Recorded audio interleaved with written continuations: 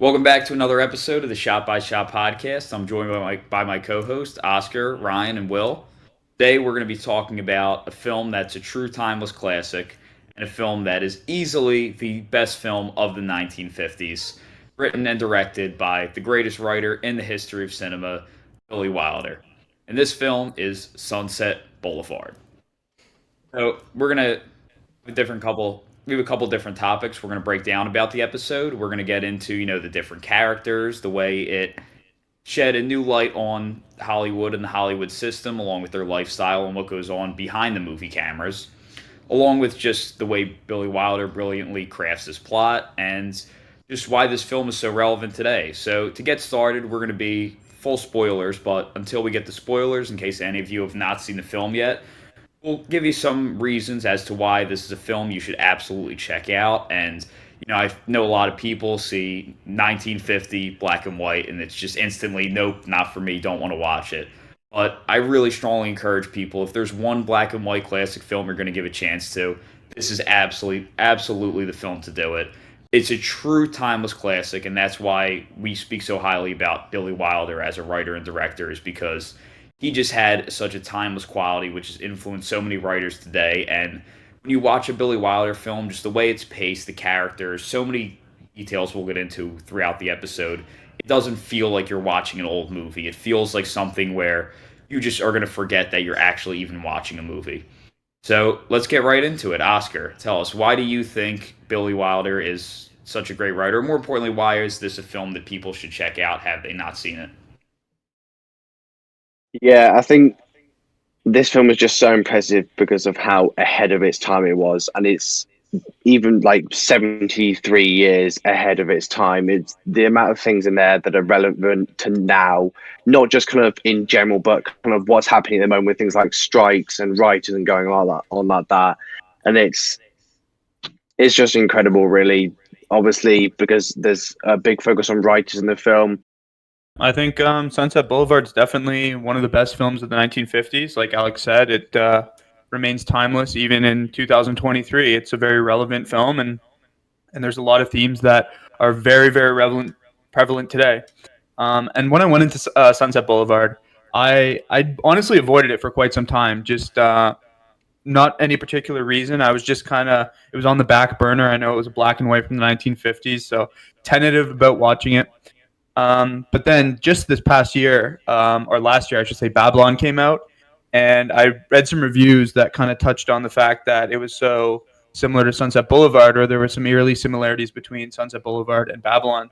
So it immediately piqued my interest. And I watched it this year, and I have to say, it floored me. I had nothing to say after the fact. I was completely enamored, and it's really like a modern movie. It feels like a modern movie, although it is black and white. Although the audio quality isn't the best at times, it's fast paced. The editing's good. The dialogue holds up. It really moves like a modern movie. So that was one thing I was really impressed with Sunset Boulevard.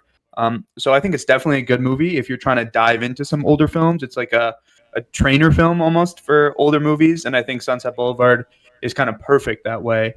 So I'd recommend really anyone to watch it, not even people who like old movies, maybe people who just are starting to get into movies. It's really a movie for anyone, and I think that's why Sunset Boulevard is such a successful film, and it's why it's stood the test of time, quite frankly. But yeah, Ryan, I don't know if you had some immediate thoughts on Sunset Boulevard as well. Yeah, pretty much what you said. Yeah, I think Billy Wilder is a great passageway into older movies, and like as they were like very ahead of their time and hold up magnificently today, is like he was such a good writer, and it can be daunting to watch a black and white film. Like some people would just completely avoid them, but yeah, I think once you get past that small barrier, there's like a whole new world of cinema at your feet. Like after that, and as Will said, if you liked Babylon last year, I think you really would love this because it shares so many themes. And if you didn't like Babylon, you should go back and watch that because you were wrong. Yeah, yeah, and I think Sunset Boulevard is Billy Wilder's best, in my opinion. So it's an obvious place to start, and it is a must see for anybody that's interested in cinema or just the art of storytelling in general. All right, so I would say also, real quick, just to wrap up this pitch, that a couple months ago it was playing in a local theater, which is about 45 minutes from where I live. And at the time, thanks to Will's wonderful country of Canada, we were hit with the cloud of smoke where they were telling everyone, don't leave your house, it's toxic air quality. But I didn't care. This is Sunset Boulevard. Just to see it in the theater, even though I'd already seen it in the theater before, I drove 45 minutes just to see this movie again in theaters, and it was absolutely worth it. Everyone who came with me said it was absolutely worth it. And it's just absolutely something that I really recommend everyone to check out. And yeah, I think perfect movies are rare, and this is truly just a very tight script and a perfect movie. So let's get into now just Billy Wilder as an artist before we kind of start getting more into the intricacies of the actual film itself. This film was Billy Wilder's seventh film, and he had done Double Indemnity, which is another film I cannot recommend enough. It's one of my personal favorites. That had been a big hit, and then he followed that up with The Lost Weekend, which was also a very big hit. It won the Academy Award that year. But after that, he did The Emperor's Waltz and A Foreign Affair, both of which were not huge hits. And then a lot of the great Billy Wilder films that a lot of people remember, like Ace in the Hole, The Apartment, and Sabrina, they all came after Sunset Boulevard. So he wasn't quite the legendary director yet that we know him as today. And this is certainly a film that kind of cemented that legacy. So I guess the first thing I'd love to talk about with Billy Wilder is the fact that Billy Wilder his films are very dialogue heavy, and he subscribes to a philosophy of writing that I don't particularly subscribe to, of like always having the story move forward.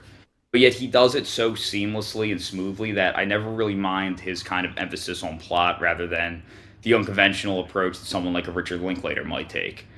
But I think with Billy Wilder, they're so insanely dialogue heavy, but I never mind the dialogue because his character's very active. They're always moving constantly, whether it's their hands, their face, their legs. They're always like on the move.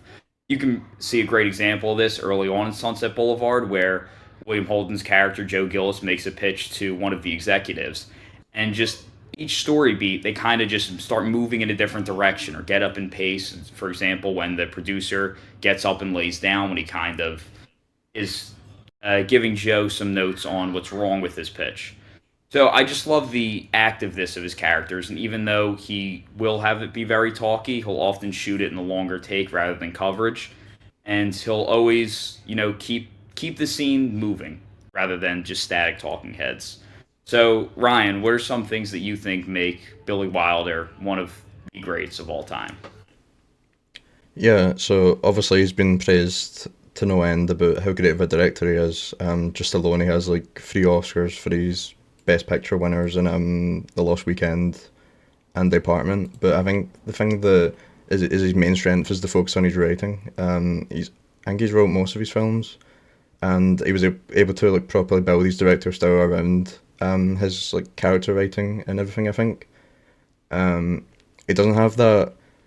Well, I don't think he has that like kind of flashy cinematography style of like a Hitchcock or something you would have, where like you could look at it and go like that is instantly like Hitchcock made that.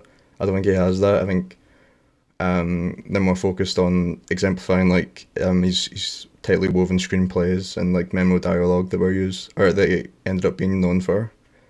And I think that's one of the things that separates Sunset Boulevard from like the competition. Is like the revolutionary sort of like non-linear storytelling. As we see like the film, it kind of starts at like the conclusion of it.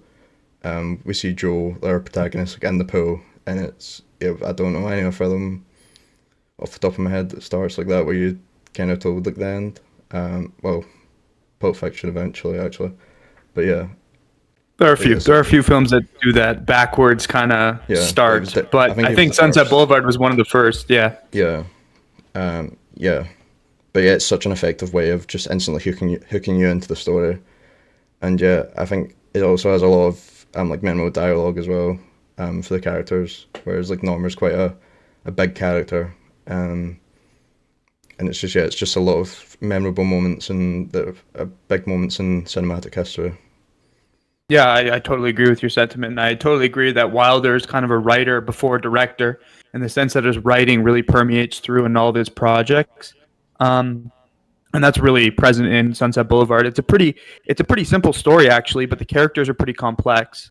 Their motives are clear, and he outlines that. Like at the beginning of the film, obviously we start with the death of Joe, but it's pretty outlined from the get-go that Joe needs money. He's in a tight situation. He's kind of breaking into Hollywood. He needs money.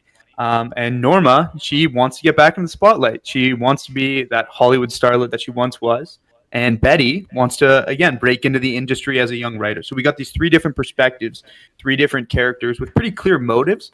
But the dialogue is done in a way that keeps you kind of asking questions. It kind of, every conversation unveils more about the characters in a way that isn't an exposition dump, but it's just kind of subtly done. Like a conversation between Norma and Joe often divulge some information that could have been done in another way, but Wilder, decides to do just a two-head conversation to get it across. So I think there's definitely emphasis on conversations, dialogues, and the relationship between characters, but it's not super complex. It's pretty drawn out and easy to follow, which I think is why Wilder's a really digestible writer and director. But yeah, I think Wilder as a writer shouldn't be discredited. He's definitely a fantastic writer, maybe even a better writer than director, in my opinion. But I don't know if Oscar had anything about Wilder as a director or writer.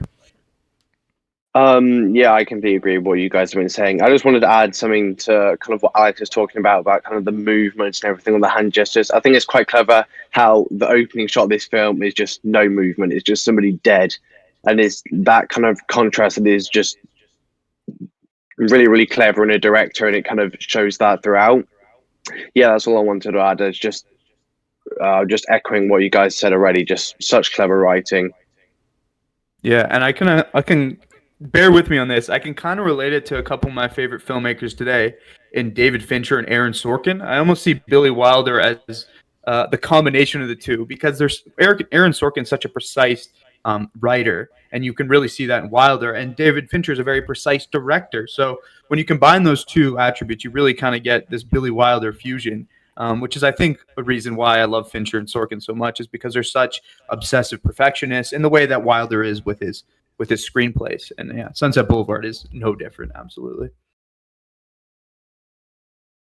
Yeah, and actually, since both of you were talking about Oscar talking about the way his characters move, and Will with relating that to some more modern directors, I think one who actually the movement of his characters can kind of be related to in a strange way is actually Wes Anderson.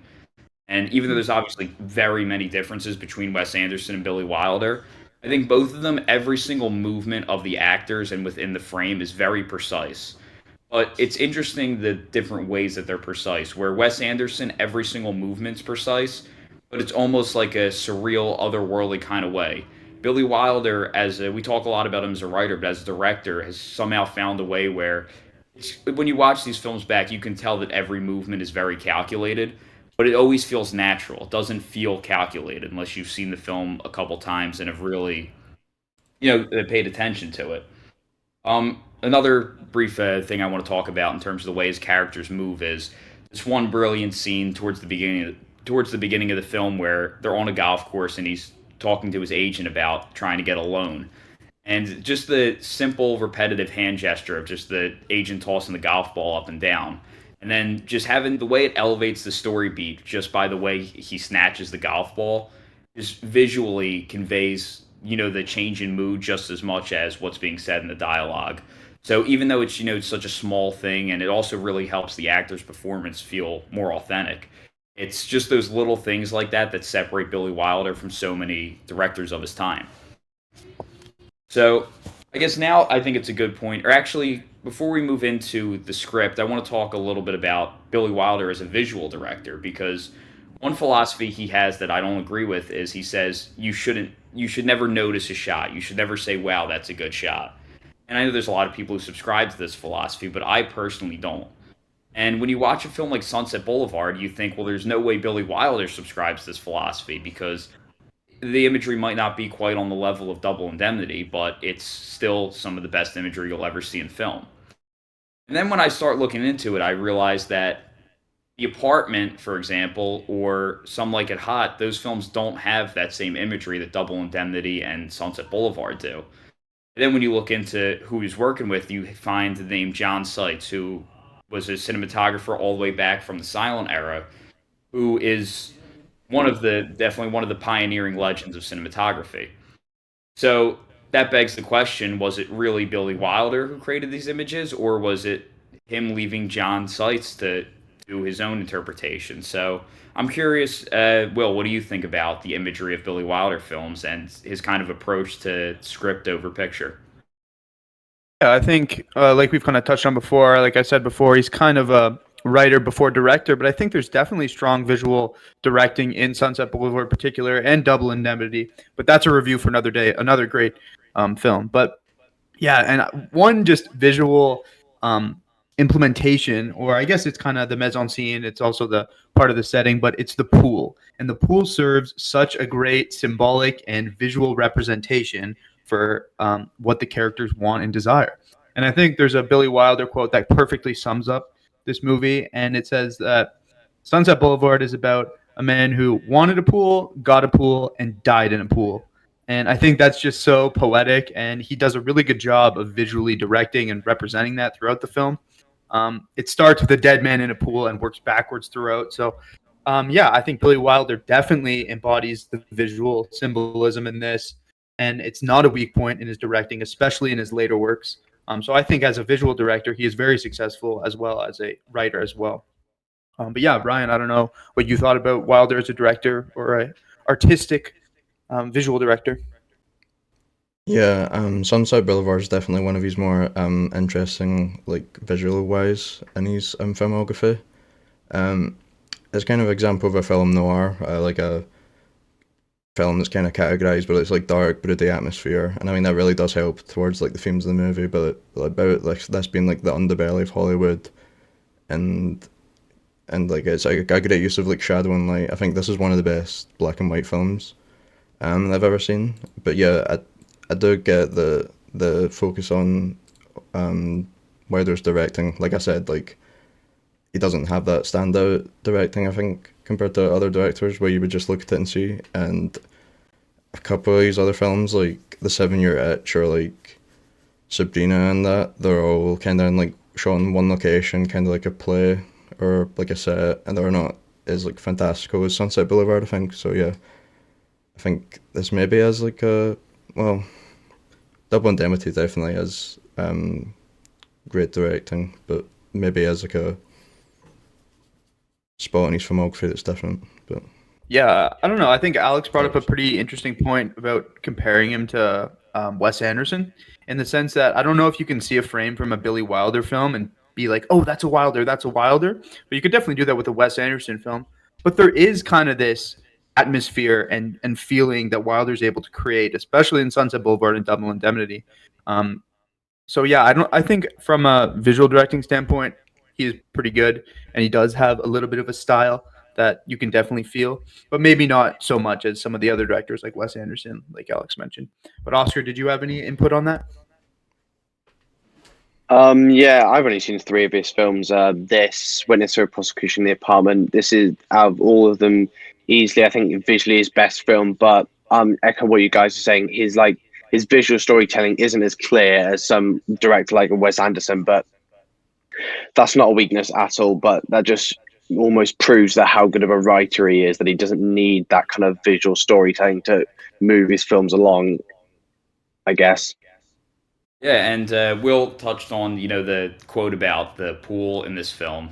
I think that's a perfect segue into the next section of the film we're going to touch on, which is how it kind of reversed and gave us new perspective on the Hollywood dream.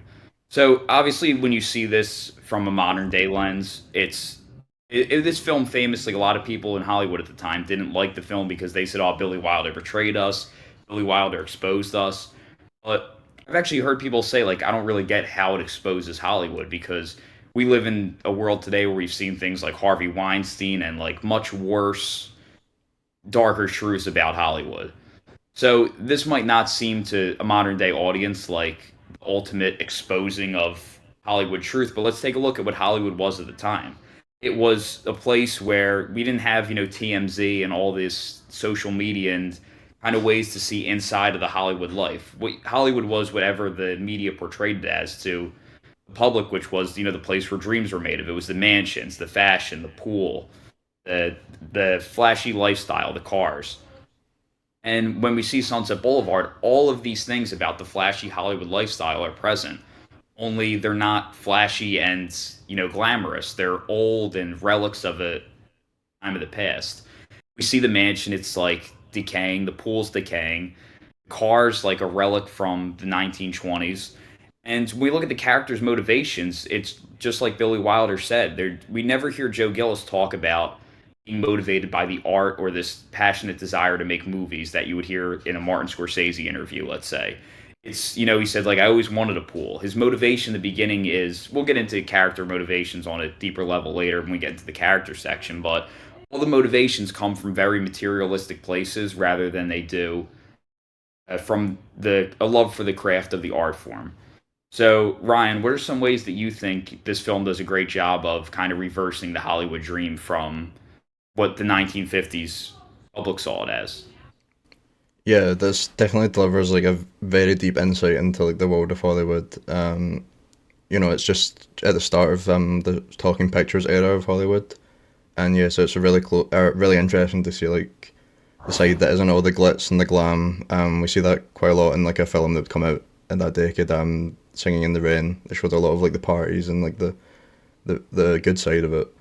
But yeah, inside of that side, we're seeing like through Norma Desmond's life, who she's kind of been thrown away from the main side of Hollywood, out of the limelight, and it's she was thrown out of the limelight at the end of like the silent era, and she's just kind of been left to rot in her mansion alone with her riches. So yeah, Yeah. well, what did you think? Yeah, I think it does kind of, looking back at it now, it's kind of like, oh, it doesn't seem like a scathing critique of Hollywood, but at the time you have to understand how exiled Wilder was after basically kind of doing this under the radar. Like, he produced this, made this against the wishes of some people around him. So it was a pretty critical piece of film. Like, it wasn't really received all that well. But like, looking back at it now, it's very warranted. It's something that portrays this Hollywood studio system as kind of the monster that it is, and we see that in Norma Desmond, right? She was once a silent star at the top of Paramount Pictures, and similarly to Gloria Swanson in real life, she basically brought Paramount to life. She brought it to the big screen. She was one of the founding members of the Silent Pictures, so they can have such an influence. But the second that the next hottest, brightest, youngest star walks in, you're completely cast to the outside. And like Alex said, the passion is kind of lost, right? It brings into question, why are we making films? Are we doing it to achieve the star status, or are you doing it because you want to make these films for passion, send a message?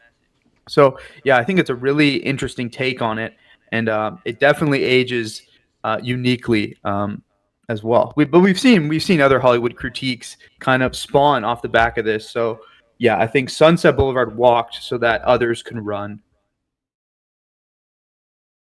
Yeah, kind of leading on from what others have been saying, like you kind of get the sense of the Hollywood kind of system straight away. That opening shot, it kind of just having our main character dead just immediately kind of takes away that level of shock that it would have had if they hadn't have shown that kind of away from the end. It just shows kind of how significant in the end a director Joe was.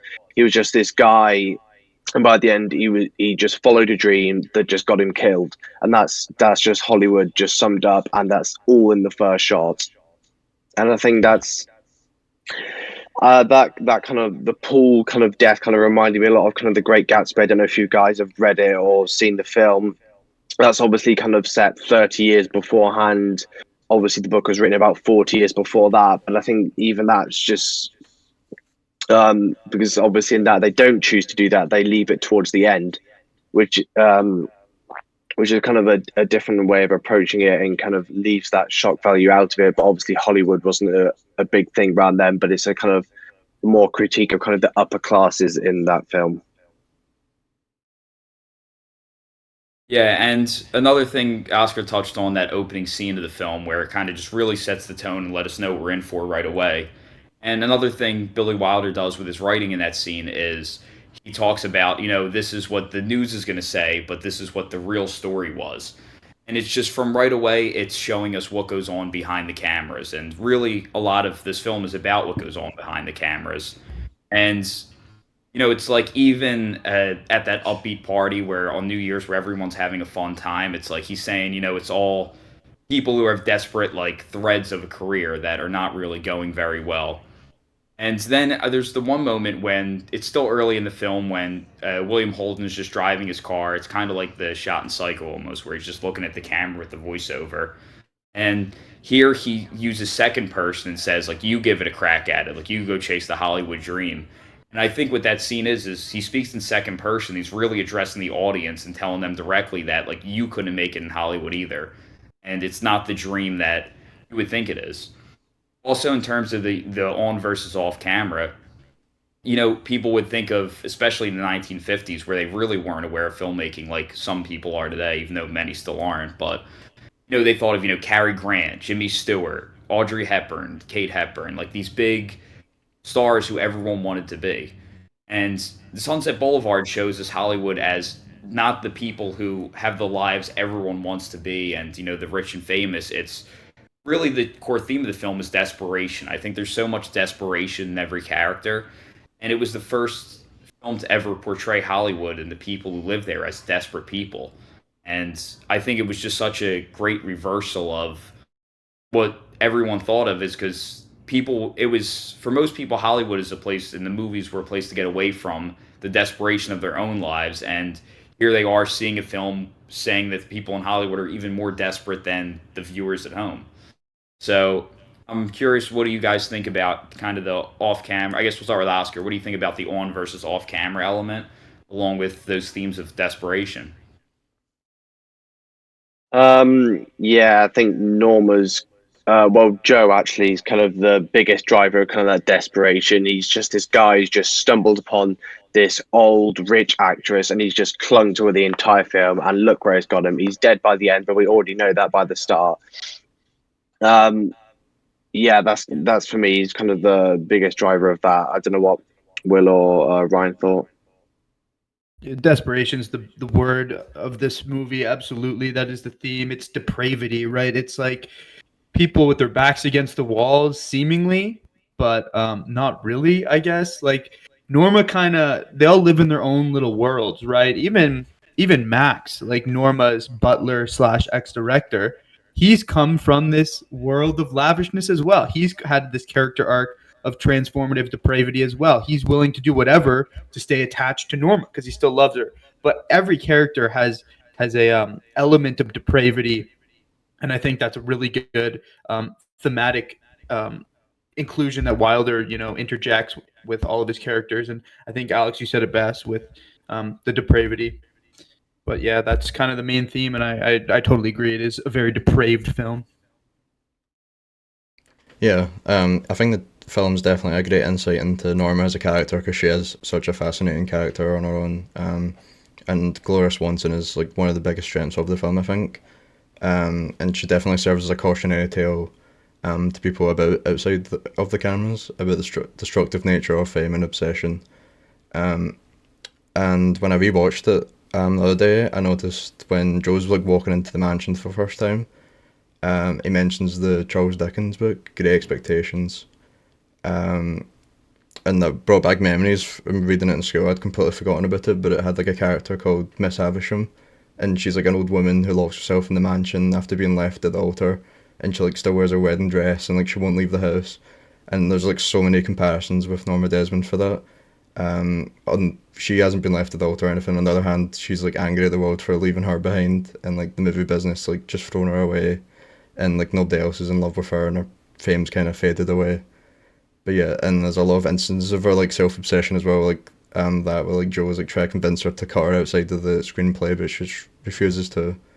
But yeah, and she just wants more screen time, and just resists that like she has fallen out of like the limelight. But yeah, I think that was my favorite part about like the outside of the cameras part. Yeah, the Great Expectations comparisons are wild. I did that in school as well. Kind of, I've forgotten the young boy's name in that film, but he obviously kind of echoes Joe really, really well because he gets kind of dragged in by Miss Havisham and ends up working for her in that film, and it keeps on going and going, and she just kind of gains more control over him. I haven't obviously read the book in a while, and it's probably the worst book that I studied at school because I hated it so much how boring it was. But yeah, the comparisons that are wild now thinking about it. Alex, what are you going to say? No, I was just gonna kind of veer into just the entire script as a whole and just the overall plot of the film because I know Will talked about how Billy Wilder is digestible because of how clear and simple his objectives are. And I think in the beginning, certainly, it's like we know right away from the very first scene, I guess the first scene of the flashback, you could say that his objective is he's going to lose his car, wants to get the money to pay his car to pay for his car. Right away, we know his objective. It's very clear, attention, and obstacle. But once we get to 35 minutes in, I think this is what makes Billy Wilder such a good writer compared to others is his objective totally slips away. He loses his car, and it's kind of like, well, what now? And then it's throughout the film, it's like all the things that kind of motivated him and led him to where he is just really just slip away from him. And all of a sudden, now we start to question what is his motive now. And without us even realizing, the attention and obstacle become very unclear. But we're not really questioning it as much because Billy Wilder really isolates us in this mansion without any interaction with the outside world, just like Joe is, with him being an every scene protagonist. So we're just as isolated and kind of caught up in this world, just like Joe is. So is uh, almost we forget that the what got us here in the first place, just like Joe does. And I think another really brilliant thing Billy Wilder does with this is his use of voiceover. And obviously today it's become a little more popular, probably most notably with Martin Scorsese films, with kind of the subjective narrative voiceover compared to more traditional, like third person, someone reading a book type of narrator. Billy Wilder was really one of the first pioneers to have a voiceover where it's actually moment by moment thought and an actual character's voice that's distinct. Whereas even though we don't see two narrators like Scorsese does in Casino, if you were to put voiceover, whether it was Max, Norma, Betty, or any of the other characters, it would sound very different from Joe's voiceover. And I think Billy Wilder was one of the first people to really have such a subjective touch to his voiceover use.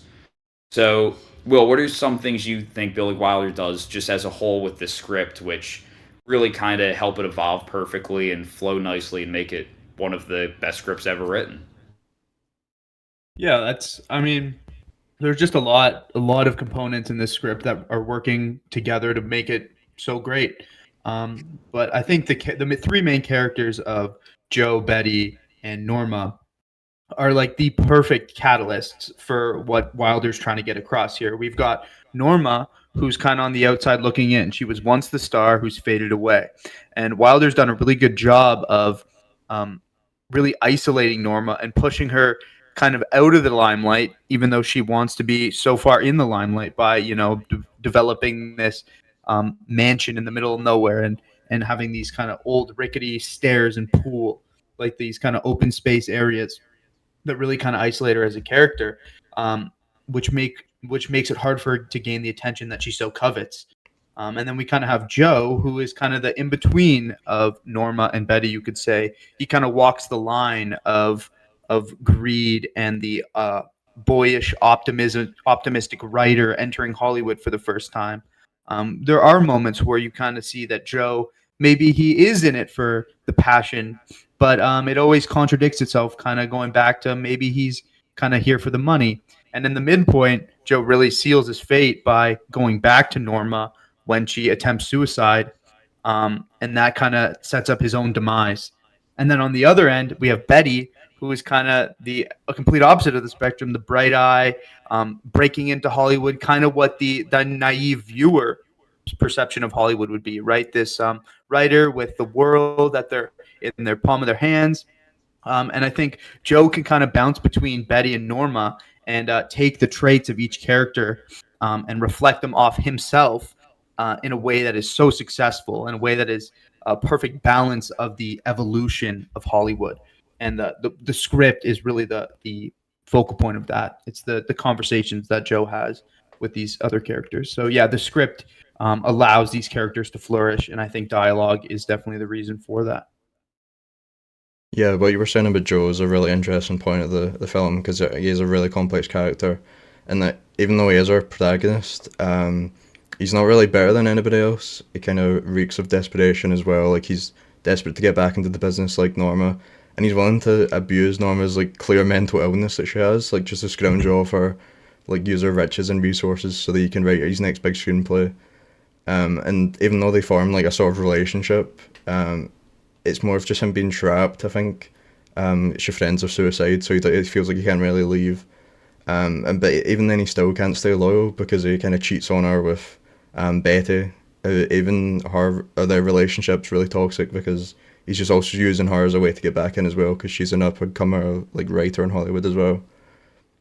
Um, yeah, but we kind of meet Joe as like he's at a very low point in his life. He's like financially broke and then he can't afford to pay his rent, which leads him to like making this decision of like that leads him down like a very bad path of like manipulation and moral ambiguity.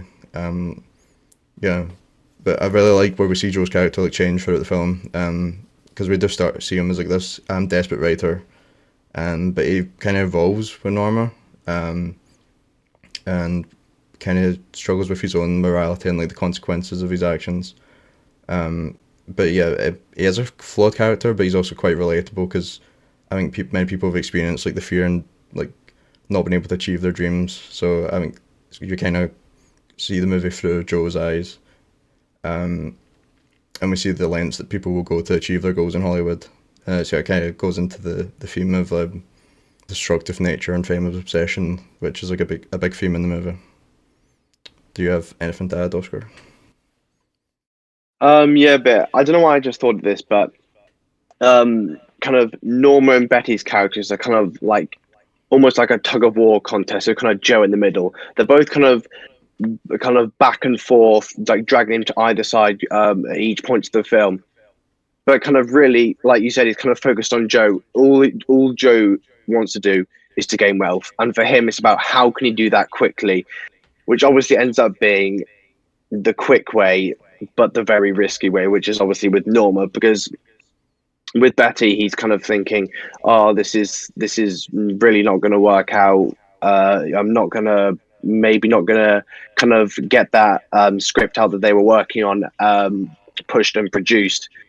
But on the other hand, he's got Norma, this old wealthy lady who can just take all this money from, and it's because it's weird because you kind of see that from the start of the film. He kind of keeps on rejecting things from her, and it kind of slowly builds, and like we start accepting things that she's giving him throughout the film, and that kind of slowly builds up to the end. Our climax of the film, which technically is at the start, but I think that's kind of a really, really clever portrayal. Kind of just like a singular object, like a prop, kind of rejecting that at the start, and then just giving them repeatedly throughout by Norma, and he's caved in by the end. Yeah, I think Joe Gillis is definitely there's so much we could talk about with him as a protagonist, but I guess before I really get into him, I just want to say that we have the three main characters who really represent the three most important branches of filmmaking. We have Norma the actress, Max the director, and Joe the writer. And typically, if you're on a film set, this is kind of another example that way it reverses the Hollywood dream, where on a film set, if you have a writer who's constantly thinking, a director who is able to inspire a performance from their actress, and an actress who's so consumed and lost in the role, that sounds like a well efficient film set that's probably going to make a good movie. But when you remove the film set setting from it, it just looks like absolute insanity, which is what's on full display here, where it's almost like they never leave the film set. They're just all so caught in their own delusions. And this would be a very different film have if you remove the subjective point of view from Joe Gillis. We obviously identify with him and we kind of feel for him because of the desperation we see from him early on, which makes us want him to achieve his objectives. But when you really look at it, is Joe Gillis really that good of a guy? His motivation is really just his car. Is it like it feels like the end of the world to Joe, but is it really the end of the world if a guy loses his car? It's not exactly life and death. He's we've talked about him with Betty Schaefer, and her character. Does he really want to make the great script with her, or does he just want to sleep with her? And let's keep in mind this is the girlfriend of his good friend who's easily was going to let him sleep on his couch when he needed a place to stay. So we know he's not really a good friend. And I think a lot of what he wants is comfort. And Norma provides that comfortable life for him, which I think is a lot of what he wants. And I think, he also just as a character really represents writer when compared to Max and Norma, where he always thinks he's one step ahead of everything. He's judging and analyzing every situation and kind of has. He talks so much more and has almost a very, like, he knows everything approach, which I think definitely reflects his vision of filmmaking for sure. So, yeah, I think he's definitely one of the most interesting protagonists, definitely at least in classic Hollywood. Oscar, so what do you think of Norma Desmond as a character in comparison with Joe? I think it's really interesting because um, obviously she's like I mentioned before, she's just reeling him in like fish on the end of a rod throughout the film, kind of offering him things, and he slowly starts to take it, and it's I don't know how to put this, but it's almost like um, he's almost becoming like her. He starts becoming almost blind to everything outside because of what she's trying to do to him.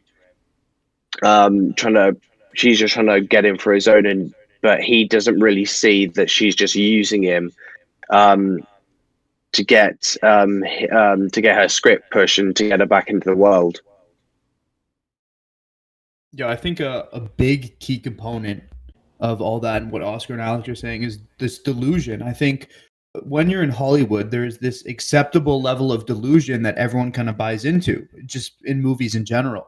And I think when you turn that dial up to 11, or when you take that home with you, like Alex said, when you take all the movie set debauchery away from the movie set, it looks insane, right? We've got Norma, this clearly washed woman who's doing these skincare routines and skin stretching and softening procedures, trying to make it back in Hollywood. Max is writing her fan letters to feed into this delusion that there are fans waiting for her.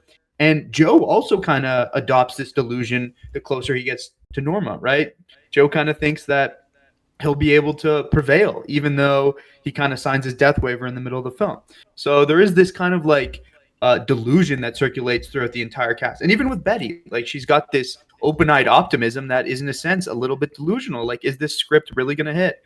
So I think there's just this really nice emphasis on the delusion within Hollywood and what happens when you can crank that up to 11. But I don't know if you had any thoughts on that, Ryan.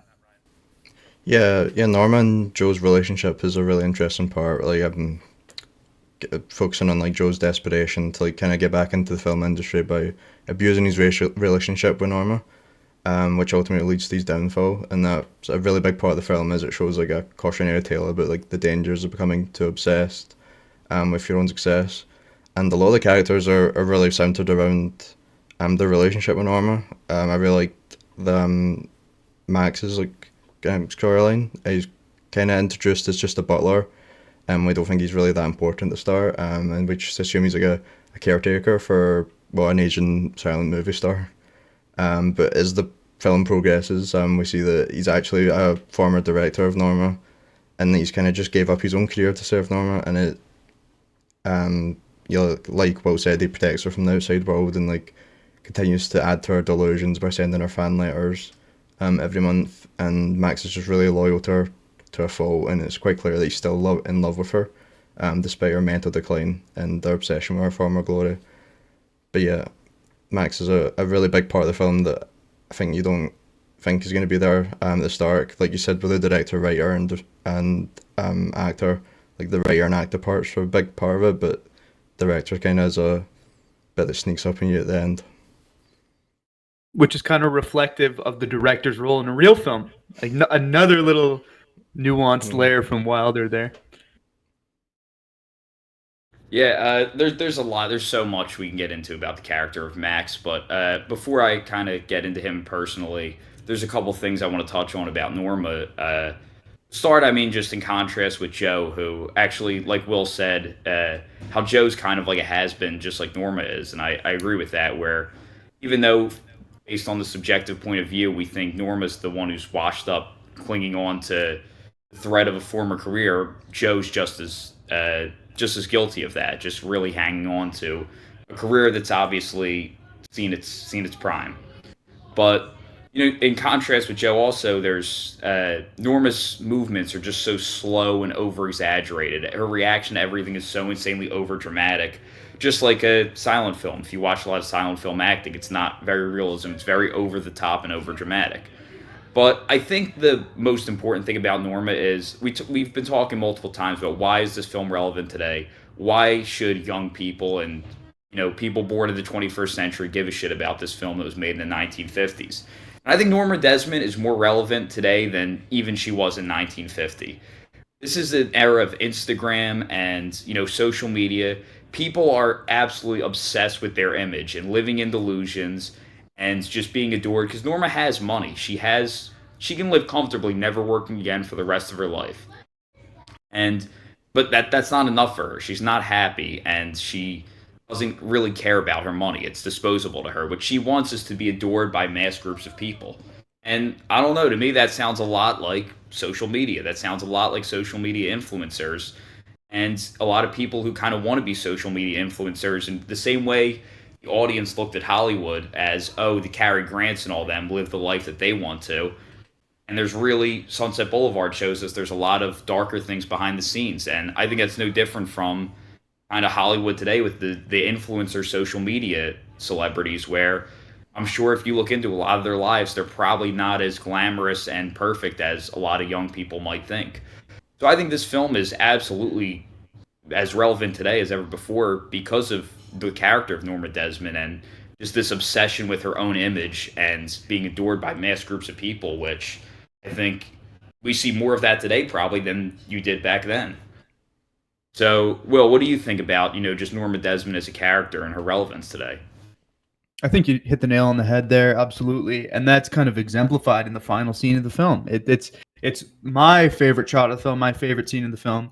At the very end, when she's basically getting pestered by paparazzi because she's just committed this murder, but Norma doesn't see it like that. She sees it as people, fans flocking to see her. She's the center of attention, and she even says, "I'm ready for my close-up." She doesn't see it as this prosecution or ridicule. She sees it as this moment for her to be on the main stage, for her to be on the middle of the screen. So I think it really does. Like I kind of talked about the delusion, but she's delusional. She doesn't even understand what is going on because she's so consumed with herself and people looking up to her and that type of relationship, that kind of fandom relationship. And I think it's more relevant than ever considering the mass fandoms we see with influencers and celebrities online. There's kind of this looking up to them or idolization that happens, which I think can be a little bit damaging and a little bit delusional. So a cautionary tale nonetheless. And I think, Alex, you absolutely hit the nail on the head. This is more relevant than ever. And if you have a social media account, you need to be watching Sunset Boulevard. That's all I'm saying.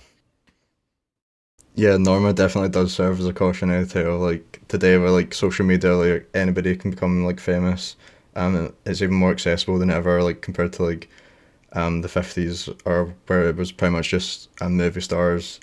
And yeah, I think the film's exploration of like the downside of celebrity culture is like particularly meaningful. And Norma's ability to like never let go of her former glory and obsession, and like maintaining her image, like speaks a lot to the way like people are today. They're very trapped in their fame and like the pressure to constantly perform and present like a perfect image to the public, even on like social media. Even in Hollywood, it's still very relevant. Like, but like the kind of like Norma's been like pushed out because of her age or like inability to perform. Like it's still a big thing in the industry where like they'll discard like aging actors or actresses that are like even today. Yeah, it's still a big issue. Do you have anything to add, Oscar? Yeah, kind of just what Will was touching on about kind of the last scenes. I think it's quite funny that the one quote, my favorite quote in the film actually, is the dream she had clung to so desperately had enfolded her, and that just comes out from like an outside narrative voice, and that's kind of the only sense of reality we get in this film is from an outside voice that we don't really see. And I think it's quite clever, kind of the use of enfolded rather than something like crushed or something it's kind of saying it's kind of come from things all around her rather than just kind of one instant force like that. It's kind of a lifelong delusion that's just grasped her, really. Um, but yeah, you guys were also touching on kind of it in kind of a modern time, kind of Norma's character, and that's why I'm kind of happy that Babylon exists, because I think there's a lot. There's kind of standout characters in that film that are kind of echoed Sunset Boulevard. Jack in particular is kind of a carbon copy of Norma. Really, you get kind of that really good monologue towards the end of that film between Gene Smart's character and Jack, played by Brad Pitt, which kind of goes on about how he'll be forgotten now, but he'll live on for eternity when somebody watches a film like that. But he's just focused on then and now, and he just wants fame. And obviously, exactly how it ends up for Joe in this film, he ends up dead. Yeah, and I think, Norma Desmond's certainly a character who we can spend, hours discussing. There's so many layers to her character and so many things to talk about.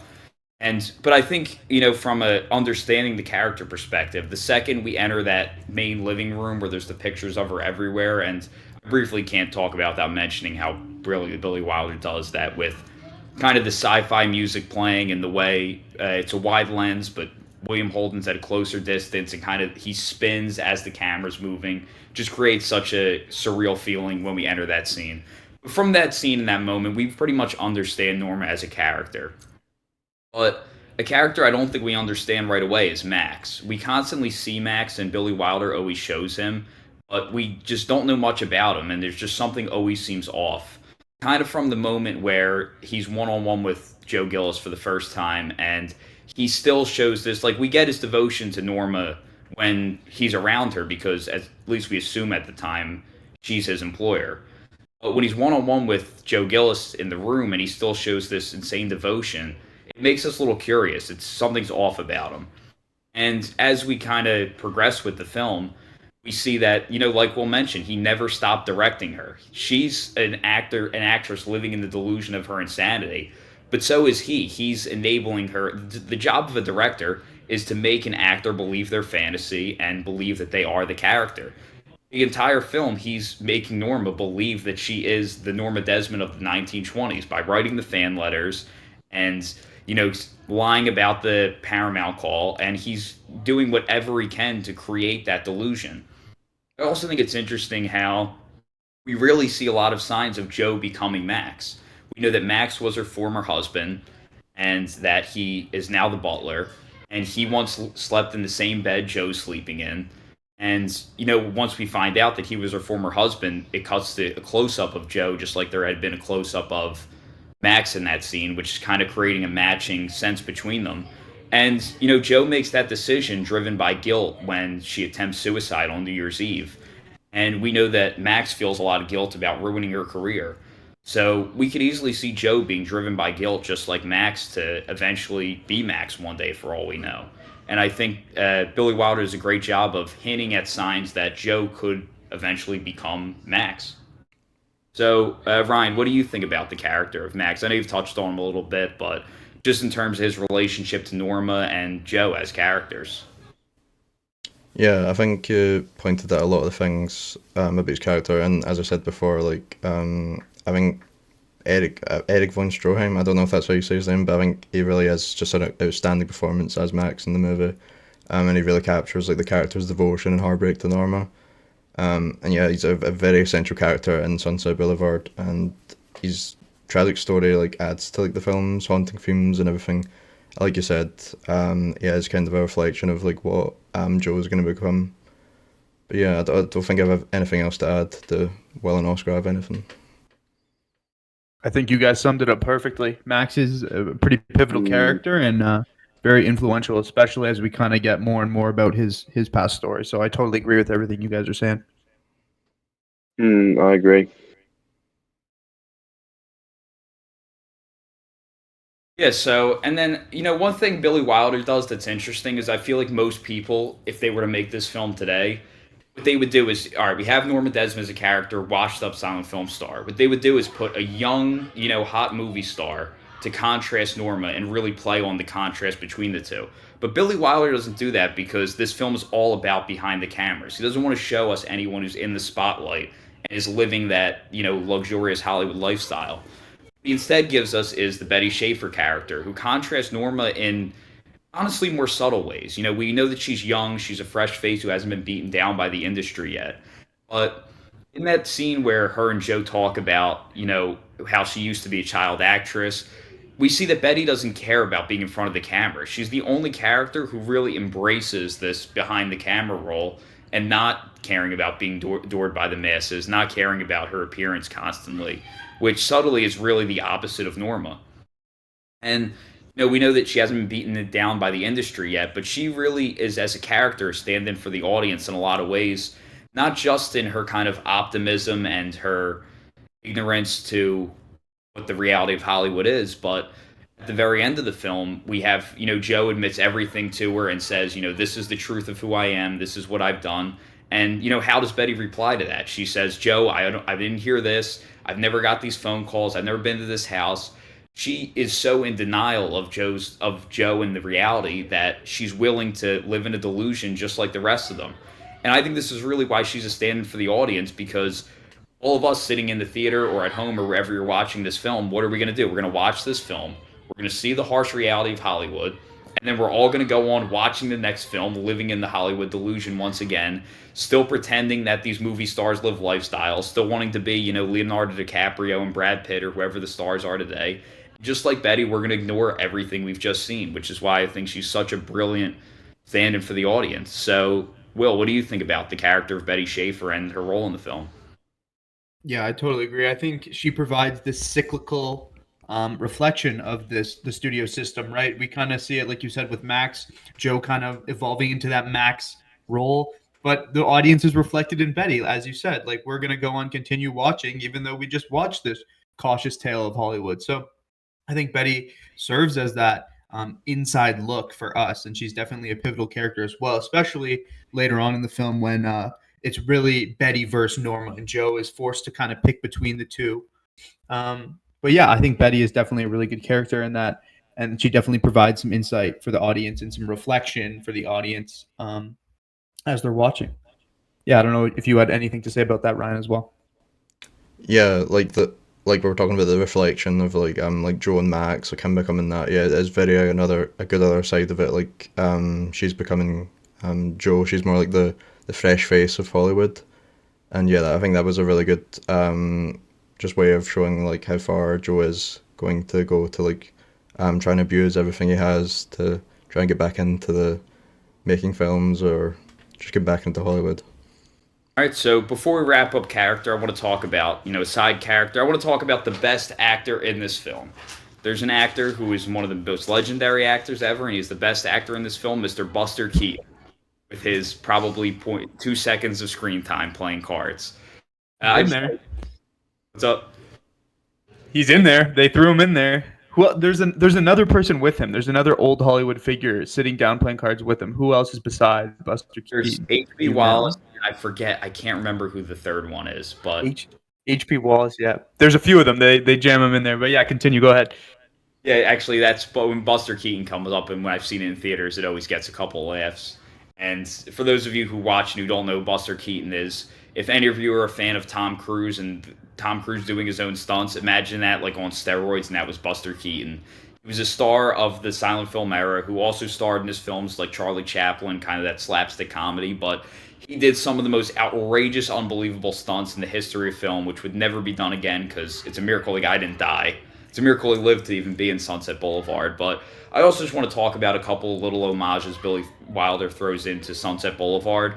Another of them coming in the New Year's Eve scene where Joe dances with Norma, and we hear her constantly talk about how Valentino danced there, and Valentino is Rudolph Valentino, who was a star on the level of Justin Bieber in terms of like all the girls of the 1920s were absolutely obsessed with Rudolph Valentino. He had Justin Bieber level stardom. He was that type of guy, and he unfortunately passed away at a very young age. But that scene's actually an homage to one of his famous scenes in a film called Four Horsemen of the Apocalypse. I think it was from 1924. And in that scene, there's a tango dance with Rudolph Valentino, which is very iconic, but also very controversial at the time because at the time that was considered a very provocative dance to be seen on film. Obviously, what we see today, that's like nothing, but I just think that's a really cool homage to one of the great screen legends of history of film. Someone else I just want to quickly give a shout out to is arguably, or not arguably, easily the greatest wardrobe costume designer in the history of film, Edith Head, who ran the wardrobe departments in most of the big Paramount Studios productions, ranging from Billy Wilder, Alfred Hitchcock, Cecil B. DeMille, who's in the film, and she was so. Edith Head has 8 Oscar wins and 35 nominations. Some of her credits include. Sorry, just let me pull it up real quick. And actually, it's interesting because a lot of the biggest credits on this list are not the ones that she was even nominated for an Oscar for, which is insane that she has 35 nominations and Vertigo wasn't one of them. But she's done Vertigo, Rear Window, Breakfast at Tiffany's, another iconic fashion film, which she did not get nominated for, and yet has 35 nominations, which is crazy. Roman Holiday, she did like a couple of those Audrey Hepburn films. Billy Wilder's film Sabrina with Audrey Hepburn. She did Alfred Hitchcock's To Catch a Thief, which is another iconic fashion film all about Eve. So Edith Head, one of the greatest, storytellers from a fashion perspective in the history of film. I just want to give a mention to Edith Head for those of you who aren't aware of her craft and her contributions to the art form over the years. So I think now we're getting to a good point to kind of start wrapping it up a bit. So first, let's get into our superlatives. We're going to each give our top 3 favorite shots of the film, along with favorite quotes. So Oscar, why don't you start us off? Well, I've already said my favorite quote, which was near the end, which was the dream she had clung to so desperately it had enfolded her, kind of sums up the whole film absolutely perfectly. We've got the use of like desperation in there, which is just Joe through and through, but also Norma as well. Just how she was just so blind to everything around her, and it's just slowly unfolded her as it's gone through. As for shots, there's so many iconic ones. For me, easily the opening pool shot absolutely has to be in there. But also the shot of when Norma and Joe they're watching the film, and you've got one of them either side of the couch, and you've got the projection in the middle. I think that's just brilliant. How kind of the one thing in between them, the one thing pulling them together, is cinema, is film, and for me, that's my number one shot of the film. Yeah, I think there's just so many good shots and great lines. It's a pretty quotable film. But I also said my favorite, and it's when Norma says, "I'm ready for my close-up," right at the very end. She kind of gives this look to the camera that everyone knows what it looks like if you've seen the film. And then she walks down the stairs. And that shot of her coming down the stairs with the paparazzi and camera just engulfed at the base of the spiraling staircase is just so iconic and burnt into my memory, along with her that face of distraught kind of, I don't even know what you call it, but an iconic scene, an iconic shot, and an iconic line nonetheless. Probably my favorite from the film. Yeah, I think my favorite line was it's when one of the narrations of it. It's Joe goes, "You don't argue with a sleepwalker," and I think that's really like is a good metaphor for Norma just in general because it shows our characters just in the film is just stuck in her own delusions and like she can't be reasoned with. And yeah, you have stole my shots, but I think yeah, the staircase one is so iconic. When she's walking down, it's kind of the first time where we see like other characters seeing like how crazy she is. Like we've seen throughout the film, like she's kind of like very deluded, but it's the first time somebody else is actually seeing like how bad it is. So it's a really iconic shot. And yeah, in the theatre scene, smoke. There's just something about smoke in black and white films. It just looks beautiful. And yeah, and then another one was when they're driving into the Paramount Pictures with her old car. There's kind of just this like sense of dread that like because Norma thinks she's going to be going back into movies, but like as the viewer that that's not actually the case. So yeah, it's just some of my favorite shots. Yeah, I mean, obviously a lot of mine are the ones that have been said. A couple that haven't been said. I love the first shot of Joe in the flashback where we kind of move in through the white curtains, and I feel like it's great misdirection because this is really the high point for Joe is the very beginning. Like it's all downhill from the very start for him. So I think that's kind of a great kind of misdirecting shot. As you know, the beginning we think it's the Hollywood fantasy, it's Sunset Boulevard. That's supposed to be, sunset's literally in the name of the street. That's supposed to be like happy, bright imagery. And then there's this shot. It's right after Betty leaves, where Joe's at the door, and in the very top of the frame, you can see Norma very tightly framed between the bars, and she's like tiny in the frame, but it's right after Joe, gets rid of Betty, and just the framing within the frame, I think is just brilliant here. I think it's just a very nicely composed image, and Billy Wilder using kind of different elevations of the frame, which is not something we see him do very often. Obviously the pool shot's incredible. They actually use a mirror to achieve that shot, and I've, in a lot of my own work, been influenced by that, using mirrors within water to try and, create similar types of wavy effects. The staircase shot's obviously incredible. One thing that's, I think, notable there is how, if you notice, not one other person in that shot moves. She's the only one who moves, and everyone is almost still painting still. So that's, just one great way Billy Wilder creates that effect. Then, of course, the projectionist shot when Norma rises up into it, kind of film noir lighting. John Seitz, the cinematographer, added dust particles in the air to give it some more texture. And just, it's just all, that's the film right there. Norma just wanting to embrace the spotlight, but, it's all dark around her. She's in the shadows, but wants to be in the spotlight. I just think that's a brilliant reflective image of, the entire film and her character. But yeah, so I think wrapping up our superlatives, we're going to go into what some people might call a draft. I prefer to call it a slaughterfest, as I don't think my co-hosts stand any level of competition against me. We'll be All right, we'll see. We'll see. We'll be drafting our top five. We're drafting 5 films from the 1950s. This can range from any country. It doesn't have to be just Hollywood films. We can be, Italian, French, Japanese, from wherever. And so to start, we're going to go snake order in alphabetical order. And let's get right into it. Does everyone have their draft boards ready? Oh, yeah. Is someone going to write this down? Mm-hmm.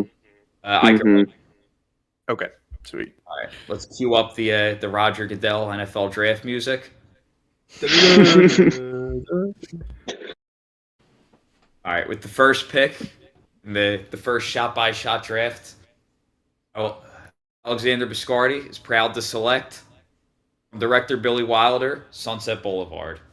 It had to be done. It had to be done. No one saw it coming. Yeah. I saw it coming. Saw it coming from a mile away. Oscar, you were on the clock. Yep. Now that's off the board. Easy. I'm taking 12 Angry Men any day of the week. Yeah, those were the top 2. We talked about it earlier. I said those were the top 2 that stand apart. I think that there's one more that you could put in there. Yeah, I think that was easy first choice. So. I didn't think that was it. We said we thought we knew what 2 was. That wasn't what I thought it was going to be. Ooh. Yeah, I thought it was something else, but I think you're going to take it. So number 2 is on the board. No, go ahead, Ryan. It's you. Me? Okay, so I'm going to go Alfred Hitchcock's best film, Rear Window. That was the one. Yeah. Seeing that. That was the one I was going to take, but that was not the number 2. The number 2 was 12 Angry Men. Okay, but I got a lot of options here, and I got 2 picks, so I can do some damage. I'm going to go with Akira Kurosawa's Seven Samurai and Gene Kelly's Singing in the Rain.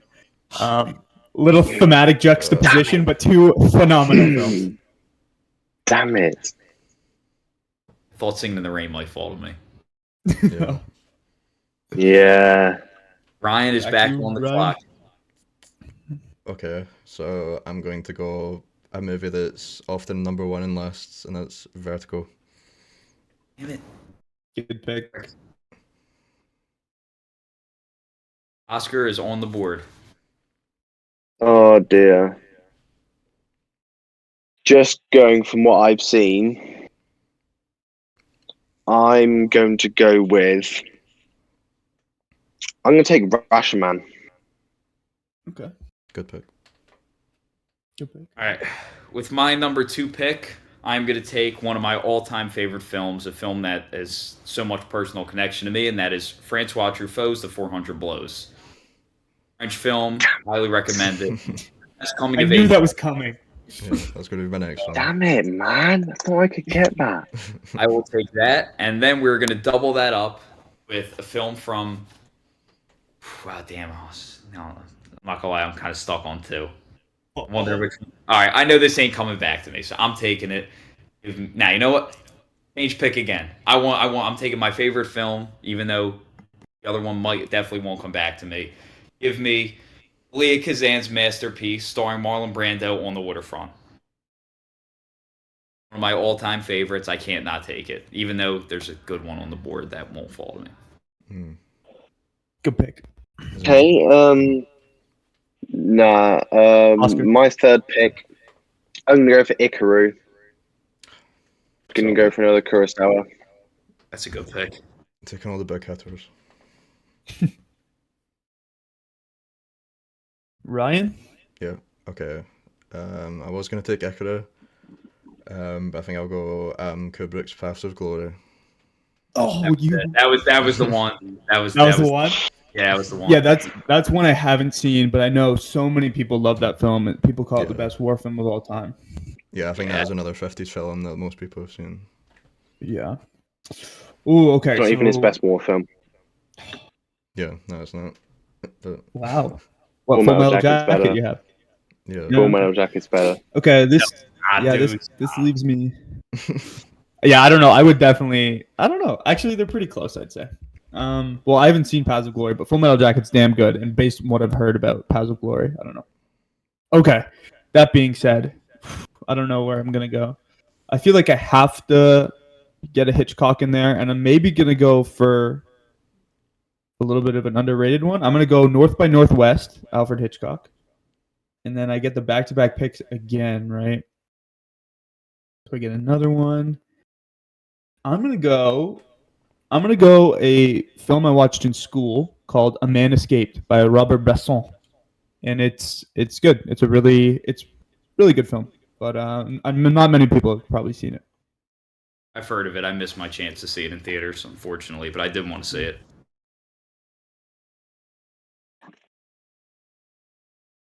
Is it me? All right, back to Ryan. Sorry. Mm-hmm. I was hoping I had more time to think, because I'm struggling now. I know they're going quick. Chilling. I'm confident my picks will get back to me. Okay. Yeah, so same. I'll go. I don't think this is gonna get taken, but I'll go another Billy Wilder film, Some Like It Hot. It's a great pick, honestly. That's not where I thought you were going when you said Billy Wilder, to be honest. But I don't think people have seen these other film that you'll be thinking of. So. yeah, that's true. That's true. By which, what do you think he was taken? Or do you I know? can't say it. I'm not gonna say it. Oscar's on the board. Easy next pick for me. I would have taken the last one, but it came out in 1960, so I'm taking the first part of the Human Condition trilogy, No Greater Love. I was wondering if you were gonna take that. I was looking at it. That was the 50s. Yeah. All right, my Yeah, pick. 59. I'm getting a film that should never have fell to me at 4. I'm getting an absolute masterpiece. Give me Federico Fellini's masterpiece, Knights of Cabiria. Should have never fell to me at 4. One of the best films of all time. And then at 5, I'm taking a sleeper. It's not going to get me votes because most people probably haven't heard of it, but I think it's a masterpiece of a film. Another one very relevant today, and that is Alexander McKendrick's The Sweet Smell of Success. Yeah, I haven't heard of that one. Film. Ooh, last pick. Couple options here. I don't think I'm going to go for the second part of the Human Condition. Instead, I'm going to go for the Seventh Seal. Oh, that was my next Get a pick. Bergman in there. You can have that. Yes. I didn't want to pick that because I haven't seen it, but I know how much people love that film. Yeah. If I were to take a Bergman film, it would have been Summer with Monica. My Girl, Harriet Anderson. There's a Why couple have you done that, Bergmans, Oscar? Yeah, geez. I'm going to. I I'm think going to run out of big picks now. Couple. I'm gonna go one that people probably haven't seen as much, but I'm gonna go Anatomy of a Murder. You can have that one as well. I know you don't And like it is that this much, but is this my last pick? I think this is the last pick, right? Here's the last pick. Mm-hmm. Your Wilder film if you want it. Yeah, I know. I know there's a Wilder. I feel like I gotta Which take it, one it is. but I don't know. Should I? That's kind of a pander pick, though. Maybe. Ooh. No, you know what I'm gonna do? I don't know. Okay, I'm gonna take it because I feel like it deserves to be taken. I'm gonna take Orson Welles' Touch of Evil. Again, I don't know if that's a fan favorite with the people watching this podcast, but it's a damn good movie. So I'm taking Touch of Evil. You And can that rounds out our draft. You can have that one as well. All right, so I have with the winning team Sunset Boulevard, 400 Blows, On the Waterfront, Nights at Cabiria, Sweet Smell of Success. Oscar has 12 Angry Men, Rashomon, Ikaru, The Human Condition Part 1, and The Seventh Seal. Ryan has Rear Window, Vertigo, Paths of Glory, Some Like It Hot, and Anatomy of a Murder. Will has Seven Samurai, Singing in the Rain, North by Northwest, A Man Escaped, and Touch of Evil. And all of you Good can draft. vote in the comments or whatever platform you're on. Just vote in Twitter. comment. It'll be on our Twitter. Please go vote. Everyone go vote. what's your top 5 yeah. 50 films as well? Yeah, and all these are films that you should definitely check out for sure. All right, and that wraps our episode. Thank you for watching. Like, subscribe, comment, all that shit, and yeah. Follow all the socials. You know where to get us. But thanks for tuning in. We'll catch you next week. See you later. See ya.